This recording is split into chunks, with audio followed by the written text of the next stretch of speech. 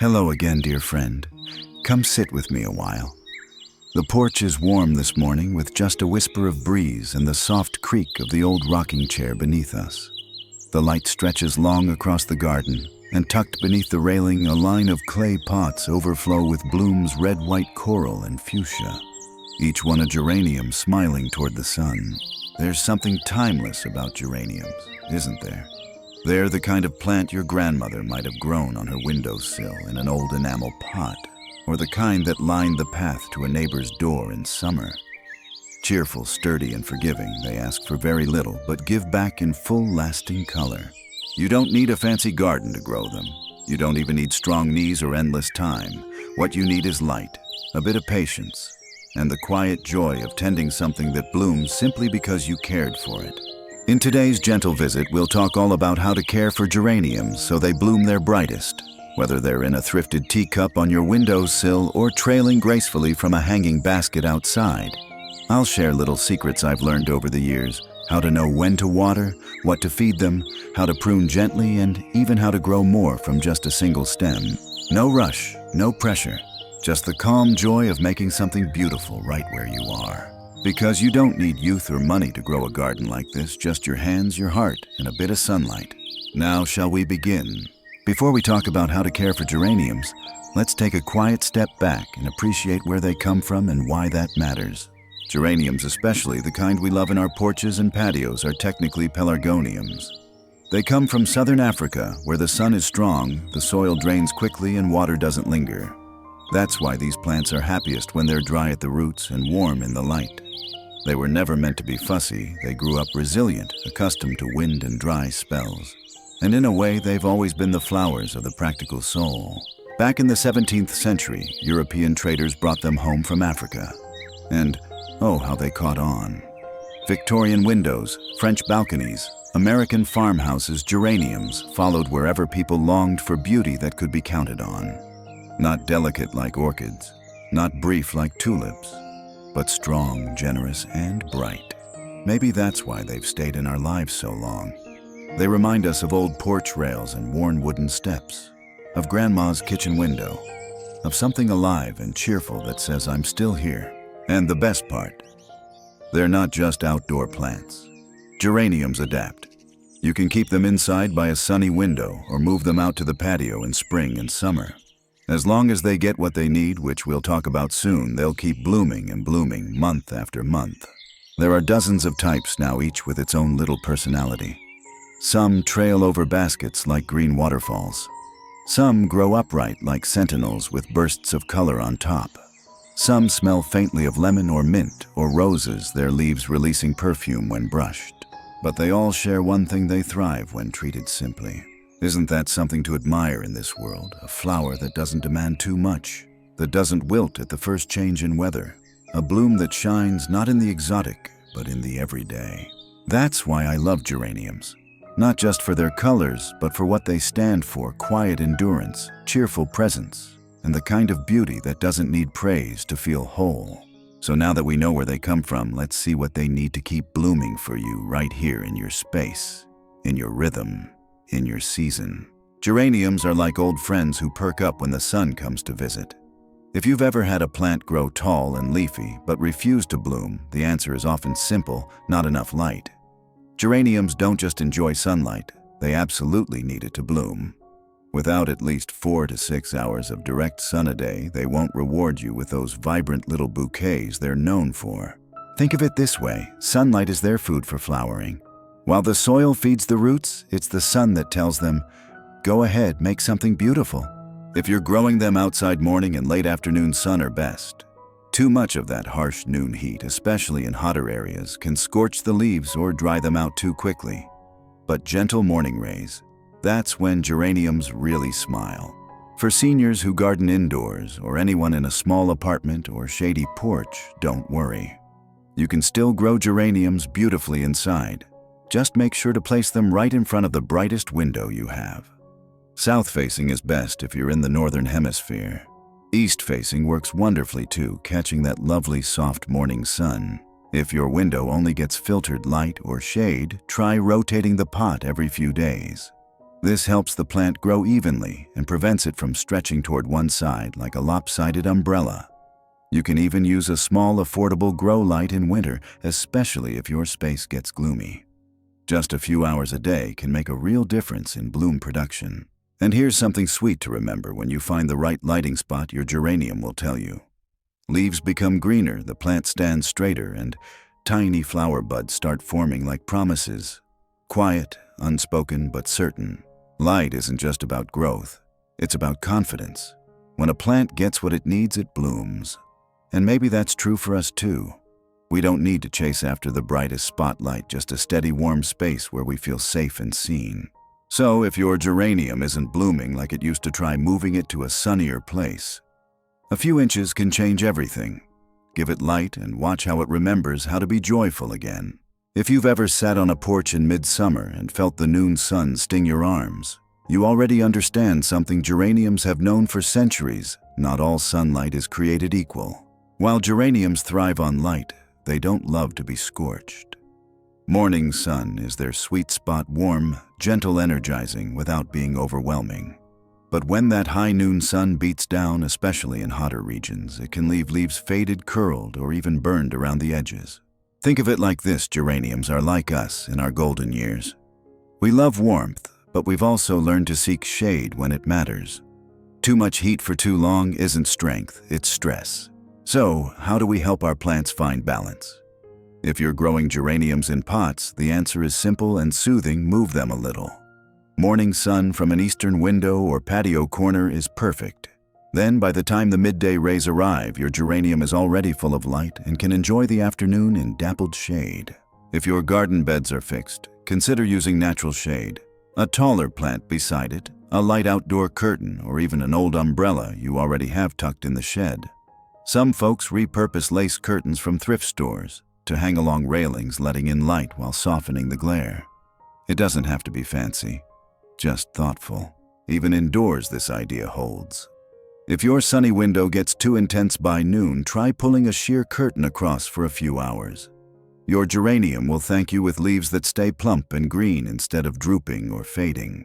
And here's a lovely little habit check-in on your plant each morning just as the sun rises. Notice which direction the light is coming from, how it warms the leaves, how the buds stretch toward it. That kind of slow noticing connects you with the rhythm of the day and with the quiet joy of growing. Geraniums don't need full sun all day long. They just need the right kind of sun, the soft kind that encourages without pushing. A few hours of golden morning light is often better than 10 hours of blazing heat. There's wisdom in that. Sometimes what helps us grow isn't intensity but consistency, a daily dose of kindness, a gentle light. And that's exactly what your geraniums are asking for. There's something meditative about watering plants, isn't there? That quiet moment when you slow down. Pour gently and watch the soil darken with gratitude. But when it comes to geraniums, more water doesn't always mean more love. In fact, too much water can quietly harm them in ways that take time to notice, until one day the leaves yellow, the stems soften, and your bright little plant looks weary. Geraniums are not thirsty plants. Remember, their ancestors grew in dry, rocky places where rain was rare and precious. They've learned to store moisture in their thick stems and leaves, so when we water too often, they begin to drown, not drink. Here's a gentle rule of thumb: always check the soil before you water. Just press a finger about an inch into the surface. If it still feels damp or cool, wait another day. But if it feels dry like a well-worn garden glove left in the sun, that's your signal to water. In summer, you might water every 2 or 3 days, especially if the pot is small or the weather hot. But in winter, your geranium rests. You can slow down to once a week or less. Overwatering during cold months is one of the easiest ways to harm the roots without realizing it. Drainage is also key. Whether you're using a ceramic pot, a thrifted tin, or a repurposed plastic container, make sure there's a drainage hole at the bottom. Water should never pool like a puddle. Let it flow through, let it breathe. If you're growing in the ground, choose sloped spots where water doesn't collect. Sandy or loamy soil is ideal. And if your yard is mostly clay, consider adding perlite or coarse sand into the soil, just a little extra breathing room for those roots. There's no need to measure or fuss. Your hands and your senses are enough. The soil tells you when it's time. The leaves speak too. If they're firm and upright, the plant is content. If they droop or feel soft, pause: is it too much water or not enough? With time, you'll learn the difference by feel. Watering is a relationship, not a chore. And geraniums, like good companions, thrive best when we listen, not rush. So slow down. Let your plant speak. Let your hands trust the soil. You'll be surprised how much peace lives in that simple daily ritual. Have you ever slipped off your shoes after a long day and felt the relief of your feet breathing again? Well, that's exactly what geranium roots need: a chance to breathe. More than food, more than water, they crave air in the soil. Because when the roots can breathe, the plant can thrive. One of the quiet mistakes many gardeners make, especially when reusing pots or planting in lovely containers without holes, is forgetting about drainage. Without it, water sits at the bottom like a puddle in a boot, and slowly the roots begin to rot. It doesn't happen overnight, but after a week or two of soggy soil, the plant starts to weaken.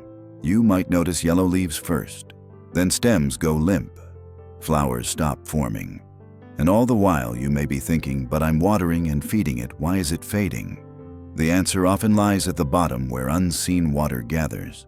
So let's make sure your geraniums have what they need: well-draining containers and breathable soil. Start with your pot. Whether it's a plastic nursery container, a ceramic thrift store treasure, or even a repurposed teapot, it must have at least one good hole in the bottom. If it doesn't take a few minutes with a hand drill or even a thick nail and hammer, just one opening is enough to keep the roots healthy. Next, check what's going into the pot. Skip heavy garden soil; it clumps and suffocates. Instead, make a light blend. 2 parts potting mix, 1 part coarse sand or perlite, a handful of mature compost. This simple mix drains beautifully and lets roots stretch, sip, and breathe. It also prevents the dreaded soggy bottom, which geraniums simply cannot stand. And here's a gentle bonus idea. If you're using a decorative pot without drainage, you can still make it work. Place a smaller pot with drainage inside the pretty container like a hidden liner. That way you keep the charm without risking your plant's health. Many seasoned gardeners use this trick, especially with older hands or limited tools. Just like us, geraniums thrive when their foundation is light and well ventilated, not burdened or boxed in. They don't need perfect conditions, just thoughtful ones. A little air, a little space, a pot that lets go of what it doesn't need. So before you plant or repot, take a moment to check underneath.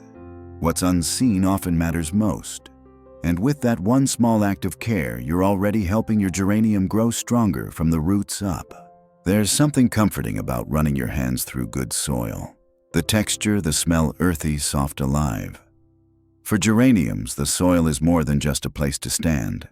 It's their bed, their kitchen, their foundation. And choosing the right mix can mean the difference between a plant that simply survives and one that truly thrives. Geraniums love a light, airy soil, not too rich, not too compact. They come from dry places where the ground is loose and drains fast. So if you give them heavy clay or tightly packed earth, their roots can't breathe and the moisture lingers too long. That leads to sad leaves, sluggish growth, and roots that quietly rot away. But here's the good news: you don't need to buy anything fancy or expensive. With just a few basic ingredients, many of which you might already have in your shed or pantry, you can make a perfect geranium mix. Here's a simple recipe that works beautifully. 2 parts all-purpose potting mix, store-bought or sifted compost. 1 part coarse sand or perlite for drainage. 1 part mature compost for nutrients and airiness. If you have old leaves, crushed eggshells, or dry coffee grounds, you can mix in a little, not too much, to enrich the soil gently. Banana peel pieces dried and ground up are another excellent addition, especially for potassium. What matters most is texture. When you squeeze a handful of the mix, it should hold its shape lightly but crumble when poked. That means it's moist enough to support roots but airy enough not to choke them. And don't forget, the pot matters too. Even the best soil won't help if it's sitting in a container with no way to drain. So before planting, place a shard of old ceramic or a smooth stone over the drainage hole. It helps prevent soil from falling out while still letting water escape. That's an old trick gardeners have used for generations. If you're filling a large container or raised bed, mix the soil in a wheelbarrow or old basin first. For smaller pots, just stir it in a bucket or right in the palm of your hand. There's no need to overthink, just blend with intention and care. And once it's done, press the soil lightly around your geranium, not too tight. Think of it like tucking in a blanket, snug but not smothering. Healthy soil is more than dirt. It's a promise, a place where life begins again. And when you prepare that space with love and thoughtfulness, your geranium will answer in leaves, in color, and in quiet gratitude. Plants are a little like people, aren't they? We all reach moments when the space that once fit us so well begins to feel a bit tight. With geraniums, that moment shows up in the roots. If you've ever noticed little white threads poking through the bottom of the pot or seen leaves yellowing even when you've done everything right, it might be time for a bigger home. Geraniums don't mind being a little snug, but when they become root-bound, when those roots circle tightly inside the pot with nowhere left to go, the plant begins to stall. Growth slows, blooms dwindle, water seems to run right through without soaking in. It's like the plant is saying, "I've grown all I can here." But here's the sweet part, giving your geranium a new pot is not just helpful, it's healing. It tells the plant, "I see you growing and I'm making room for more." To begin, gently tip the plant out of its pot. You don't have to yank or struggle. If it's stubborn, tap the sides a little or use an old butter knife to loosen the edges. Once out, look at the roots. Are they circling the bottom, dense and compact? If so, it's definitely time to repot. Choose a container just 1 or 2 inches wider in diameter. Too large and the soil will stay damp too long, making roots uncomfortable. Line the bottom with a bit of fresh soil mix like the blend we talked about earlier, then gently place the plant in the center. Before setting it down, take a moment to loosen those roots slightly with your fingers. Don't be afraid to tickle them a bit. This encourages them to reach outward into their new space instead of continuing to spiral in circles. Fill in around the edges with your fresh soil, pressing gently but not packing too tight. Then give it a slow, steady watering to help the soil settle. Set the pot in a bright, cozy spot and let the plant rest for a day or 2 before feeding again. If your hands aren't as strong as they used to be, ask a loved one to help lift the heavier pots. Or try dividing the task over 2 sittings, repot in the morning, clean up in the evening. There's no rush. Nature never hurries, and neither should we. Repotting is a quiet act of kindness. You're not just giving your plant more space, you're telling it, "I still believe in your blooming." And sometimes isn't that what we all need? There's something deeply satisfying about pruning a plant. Not hacking or cutting away in a rush, but that quiet, mindful trimming that brings life back into focus. Geraniums especially respond beautifully to this gentle care. When we prune them, we aren't hurting them. We're helping them breathe again. Helping them remember how to bloom. Have you ever noticed how your plant starts to look a bit wild by the end of the season? Stems stretching long and leggy, leaves crowding one another, a few dried flowers hanging on like forgotten memories. That's your cue. It's time to tidy up, not with force, but with kindness. Weekly, try this simple ritual. Take a pair of clean garden scissors or snips, or even just your fingers if the stems are soft, and remove spent blooms. Look for those little flower heads that have wilted or faded. Snip them right above the nearest leaf or bud. This tells the plant to stop putting energy into making seeds and instead to start creating new flowers. This process is called deadheading, and it's one of the best things you can do to keep your geranium blooming for months. It takes just a minute or 2, a quiet gesture, a habit of care, and it's a beautiful excuse to check in with your plant. But once a year, usually at the end of winter or the very start of spring, geraniums benefit from something a bit deeper, a rejuvenating cutback. Think of it as a soft reset. Trim back about 1/3 of the plant, especially those long, spindly stems that seem weak or woody. This encourages stronger, bushier growth in the warmer months. Don't worry if it looks a bit sparse afterward. Within a few weeks, you'll see fresh, healthy shoots pushing upward, a sign that the plant is ready for a new season of life. Pruning also helps control the shape. Maybe your plant leans too far to one side or one stem has taken over the pot. A careful trim brings balance back.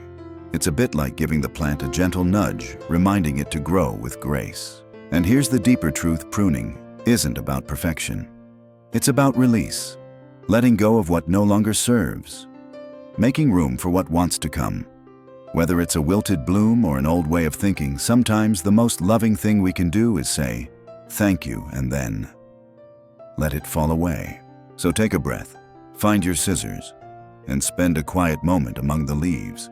Your geranium, like your spirit, will be lighter for it. As the seasons shift, so too do the needs of our plants. And geraniums, though resilient and forgiving, truly come alive when we follow their natural rhythm. One of the best gifts you can give your geranium is a seasonal pruning, especially at the end of winter or the very start of spring. It's not just about cutting back. It's about preparing your plant to rise again stronger and more vibrant than before. By late winter, most geraniums begin to look a little weary.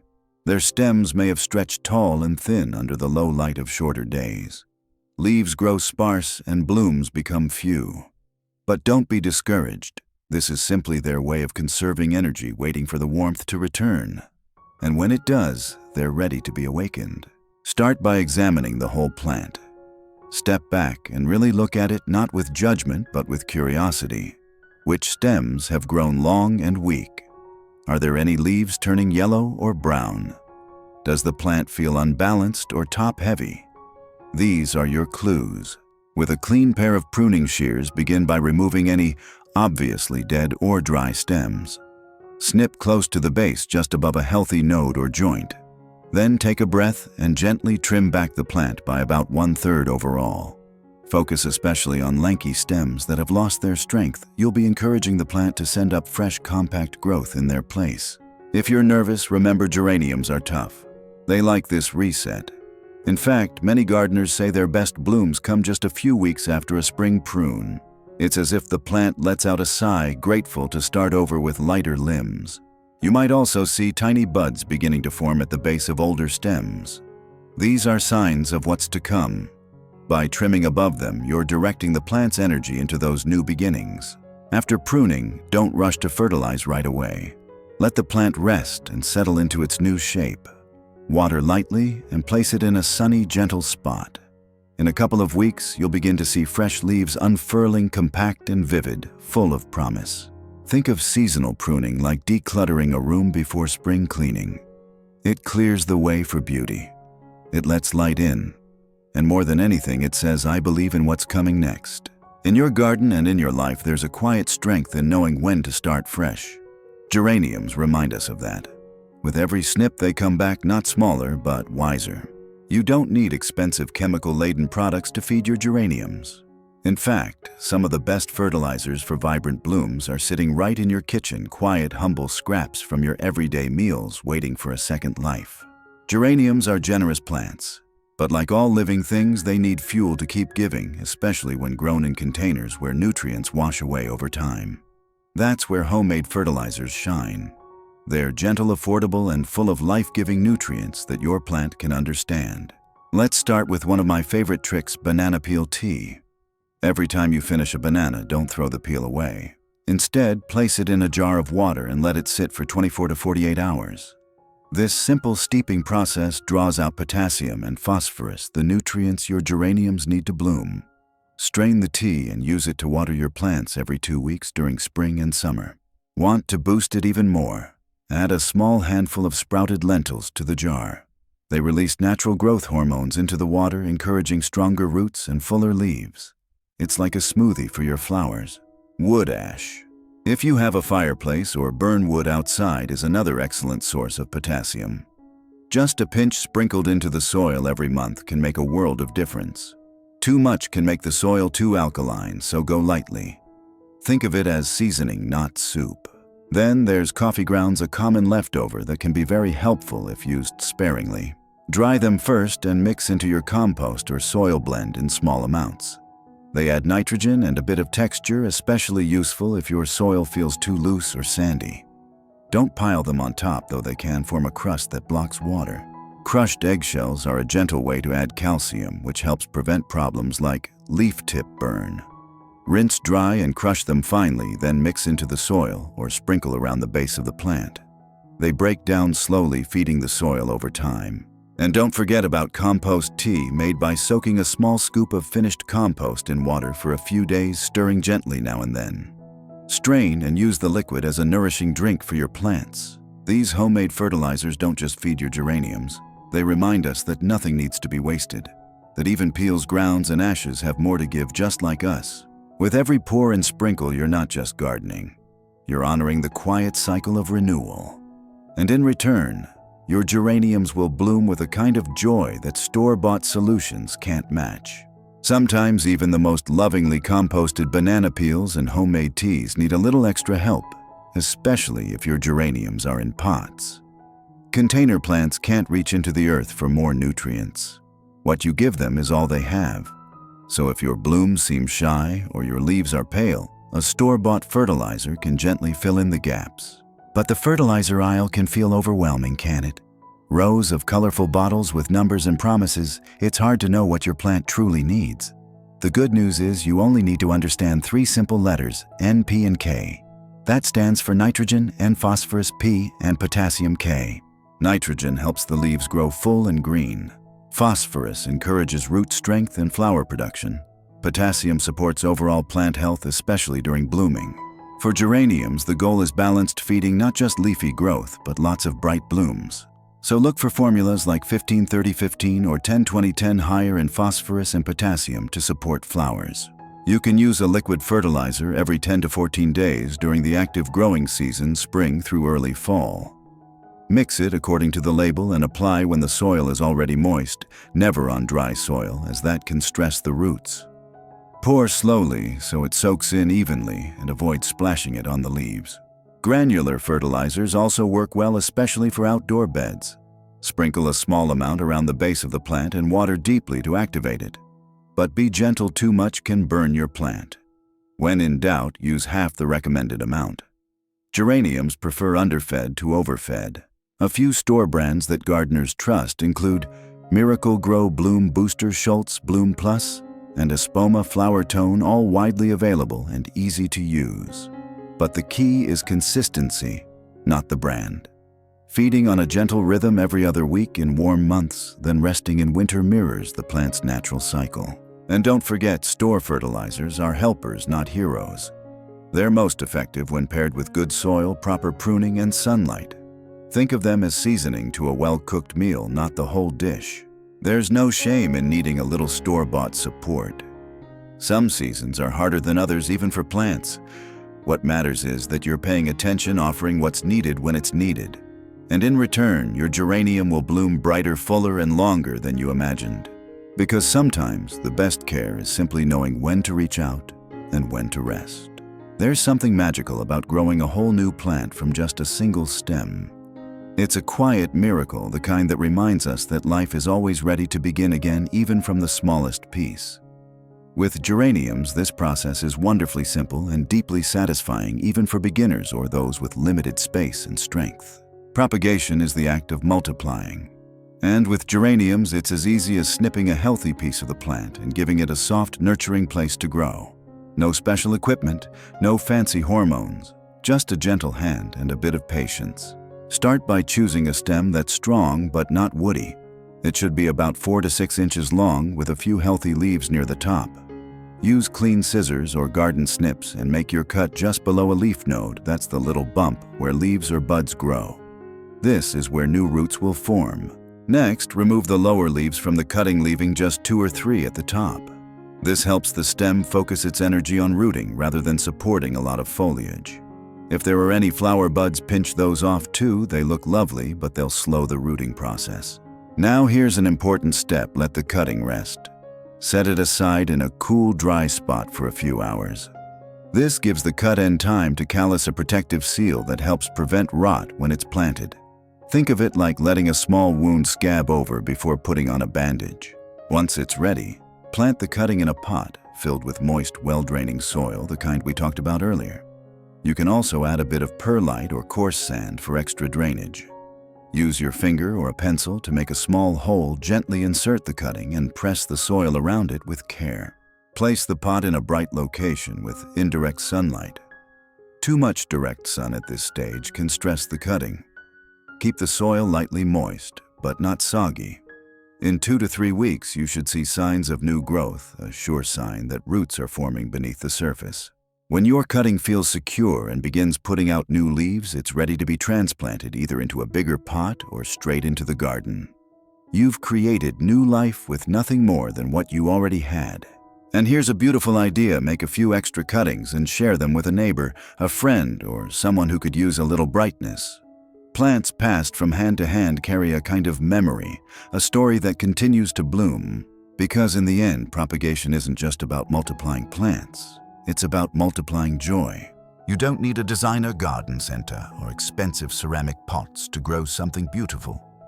In fact, some of the most charming geranium displays I've seen came from yard sales attic corners or the back shelves of the local thrift store. A little rust, a little wear, a little story behind the item, it all adds to the magic. Geraniums aren't picky. They just want space to grow air for their roots and a little sunshine on their leaves. The container, that's where you get to be creative. Let's start with the basics. Your pot should have good drainage. That means at least one hole at the bottom, even if it's just a tiny one. If you fall in love with a container that doesn't have drainage, like a vintage teacup, an old enamel bowl, or even a metal bread tin, you can still use it. Just slip a smaller plastic pot with a drainage hole inside, hidden like a secret garden within the vessel. Thrift stores are full of unexpected treasures for plant lovers. An old teapot with a chipped spout, perfect for a trailing ivy geranium.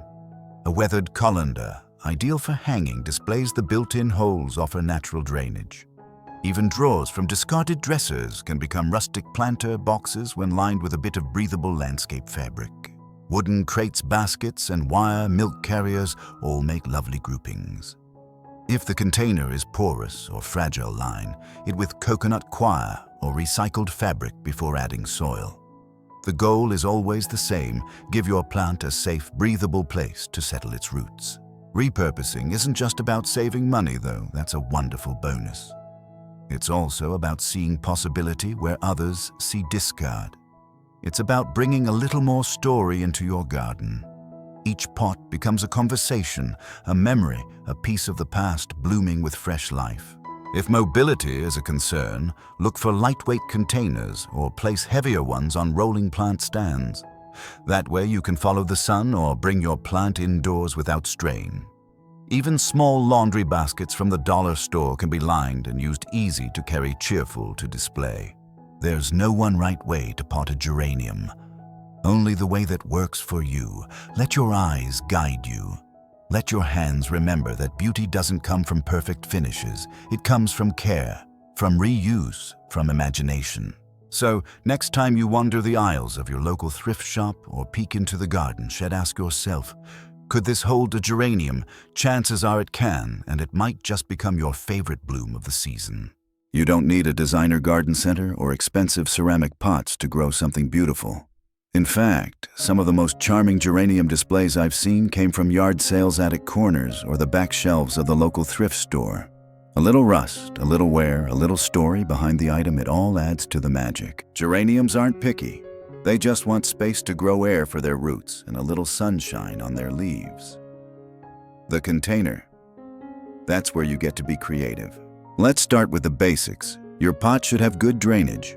That means at least one hole at the bottom, even if it's just a tiny one. If you fall in love with a container that doesn't have drainage, like a vintage teacup, an old enamel bowl, or even a metal bread tin, you can still use it. Just slip a smaller plastic pot with a drainage hole inside, hidden like a secret garden within the vessel. Thrift stores are full of unexpected treasures for plant lovers. An old teapot with a chipped spout, perfect for a trailing ivy geranium. A weathered colander, ideal for hanging, displays the built-in holes offer natural drainage. Even drawers from discarded dressers can become rustic planter boxes when lined with a bit of breathable landscape fabric. Wooden crates, baskets, and wire milk carriers all make lovely groupings. If the container is porous or fragile, line it with coconut coir or recycled fabric before adding soil. The goal is always the same: give your plant a safe, breathable place to settle its roots. Repurposing isn't just about saving money, though. That's a wonderful bonus. It's also about seeing possibility where others see discard. It's about bringing a little more story into your garden. Each pot becomes a conversation, a memory, a piece of the past, blooming with fresh life. If mobility is a concern, Look for lightweight containers or place heavier ones on rolling plant stands. That way you can follow the sun or bring your plant indoors without strain. Even small laundry baskets from the dollar store can be lined and used easy to carry, cheerful to display. There's no one right way to pot a geranium. Only the way that works for you. Let your eyes guide you. Let your hands remember that beauty doesn't come from perfect finishes. It comes from care, from reuse, from imagination. So next time you wander the aisles of your local thrift shop or peek into the garden shed, ask yourself, could this hold a geranium?